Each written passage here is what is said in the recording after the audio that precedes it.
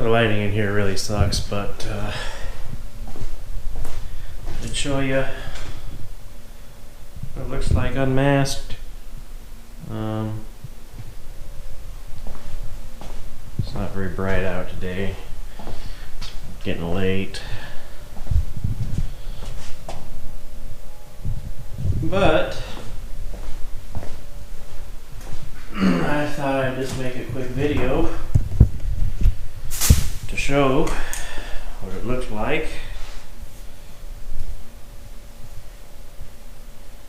I still haven't really seen it in the sun yet, but I imagine it's going to look pretty sweet.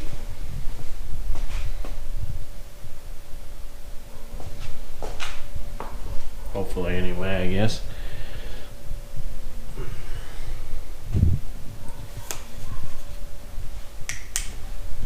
Jim got this stuff all undercoated. Looks pretty good. Got the doors. We brought this door down to scuff it and noticed it had a cracked spot in the gallons of Bondo that this car is made out of, so I had to fix that real quick. That's looking nice. Anyway, gonna get these painted tomorrow night, hopefully. Get the car part buffed this weekend. The front apron and then the sides here. And I'll put it back together. Put the fenders all back on it. And the doors, I guess I'll just have to buff those during the week. Next week, I don't want to buff it too soon. I want to let the clear sit and cure up really good. If you buff it too soon, it'll look sweet, and then a couple weeks go by and it shrinks up a little bit, and then you need to buff it again. So it's best to wait till the clear is fully cured, or at least close. I had a couple people ask why I didn't put a ground coat on this since it covered so bad.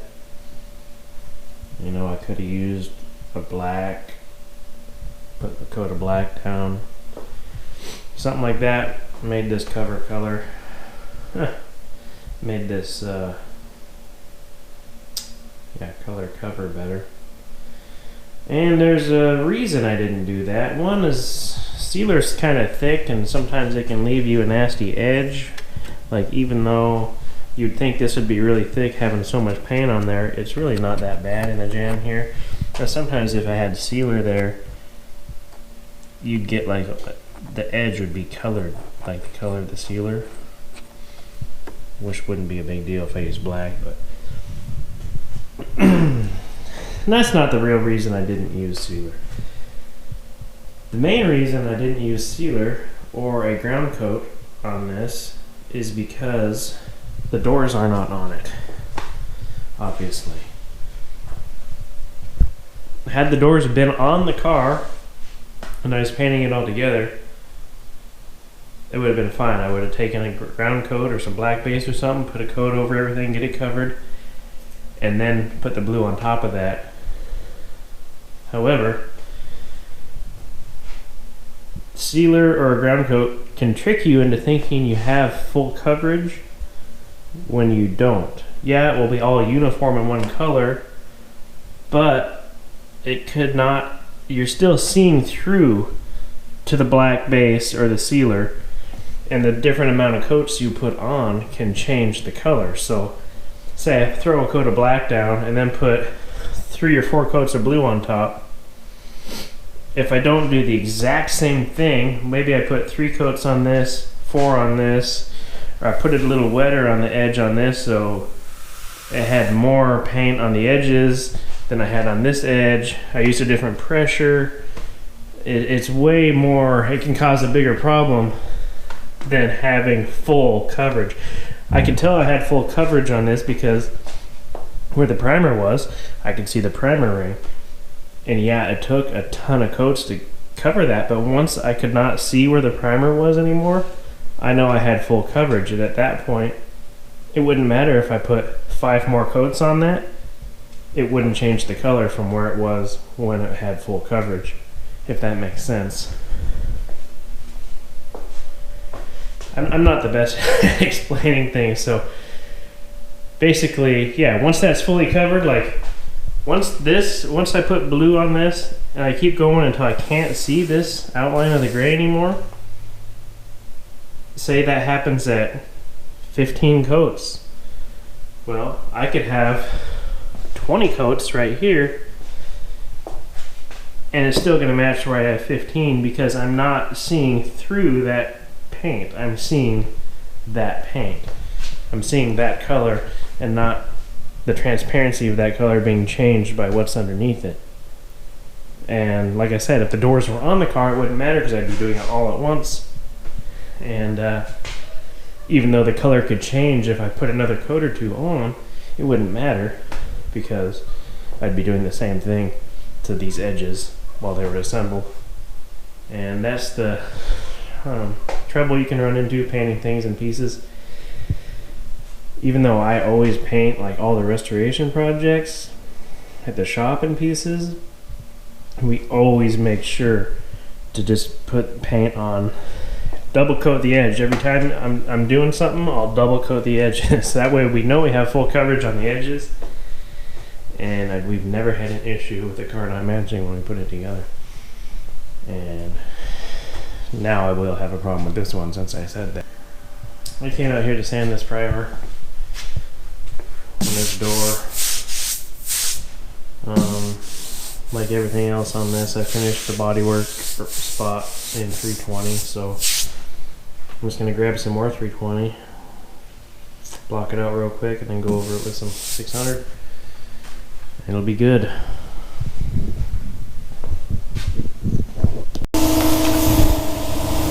What I meant when I said I was going to block this out, well, I meant with a DA. I hope you understood that.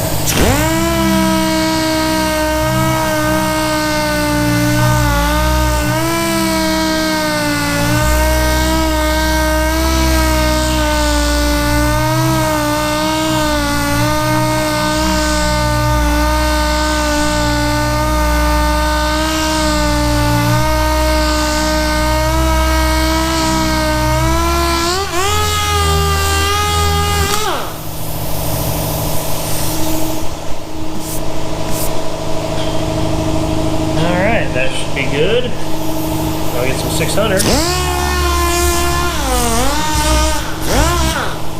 And, you know, I really should block this a little bit by hand just to make sure. And I'm not going to, but I could.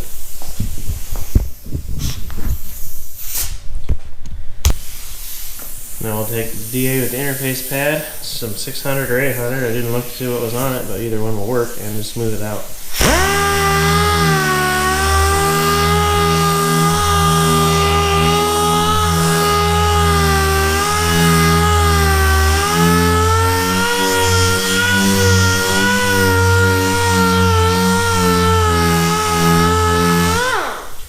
And now you'll find we're ready for paint.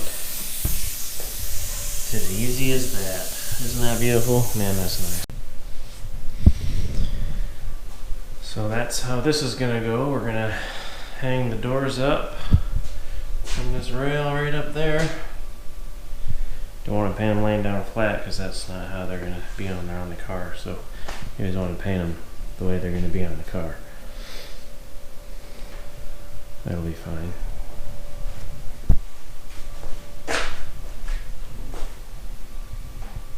And that's it. Till probably Saturday or Sunday. And I'll have a video of painting these doors. You've probably seen enough paint videos lately. But that's what's next.